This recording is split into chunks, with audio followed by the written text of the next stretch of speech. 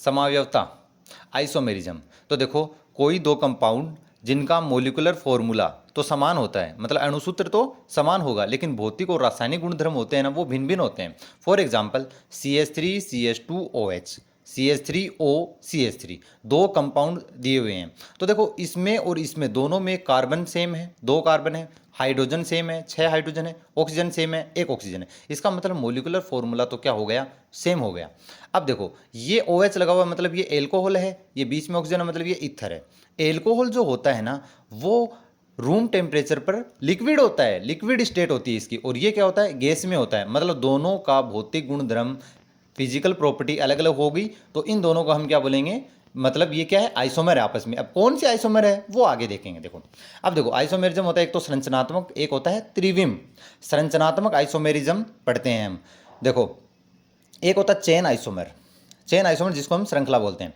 तो जिसमें आपके सामने दो कंपाउंड होंगे, उनमें देखना आप कि जो मेन चेन होगी, मेन चेन में जो कार्बन होंगे वो दोनों क्या होंगे, डिफरेंट डिफरेंट होंगे। इसमें देखो 1 2 3 4 कार्बन है, इसमें देखो 1 2 3 कार्बन है। एक 4 कार्बन की चेन है, एक 3 कार्बन की चेन है, मतलब चेन दोनों में डिफरेंट होगी, कार्बन डिफरेंट हो गए। इसका मतलब ये क्या हो गया, चेन आइसोमर हो गया। इसमें देखो 1 2 3 4, 1 2 3, 3 कार्बन और यहाँ 4 कार्बन, तो ये आपस में क्या हो गई, चेन आइसोमर हो गई, श्रृंखला आइसोमर। आगे देखो पोजिशनल आइसोमर। पोजिशनल आइसोमर नाम से पता चल रहा है पोजीशन डिफरेंट होगी।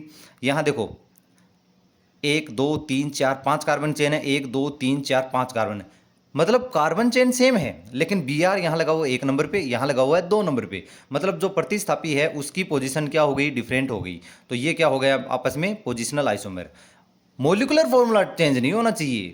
आगे देखो ये देखो 1 और 2 नंबर पे OH OH लगा, यहाँ पर 1 और 3 पे है, यहाँ 1 पे और 4 पे है, तो ये तीनों आपस में क्या हो गई, पोजिशनल आइसोमर। मेन चेन हमारी यही होगी, बेंजीन वाली। ये इसको देखो केटोकोल बोलते हैं, और ये रिसोर्सिनोल होता है, ये क्विनोल होता है। OH दो लगे हुए हैं और दोनों की पोजीशन अलग अलग होती है, तो उनको ऐसे नाम दिए जाते हैं। आगे देखो 1 2 3 4 कार्बन, 1 2 3 4 कार्बन, लेकिन डबल बॉन्ड यहाँ 1 नंबर पे लगा है, यहाँ डबल बॉन्ड 2 नंबर पे लगा है, तो ये आपस में क्या हो गई, पोजिशनल आइसोमर हो गई। अब देखो फंक्शनल आइसोमर, जिसमें क्या होगा, फंक्शनल ग्रुप अलग अलग होगा। यहाँ OH है फंक्शनल ग्रुप, और यहाँ क्या है, ऑक्सीजन मतलब ईथर है, तो एल्कोहल और ईथर अलग अलग होगी दोनों। यहाँ देखो CHO एल्डिहाइड है, और यहाँ पर क्या है, कीटोन है, तो दोनों आपस में क्या हो गए, फंक्शनल आइसोमर हो गए, क्योंकि फंक्शनल ग्रुप अलग अलग लगे हुए हैं। तो ये था हमारा समावयवता।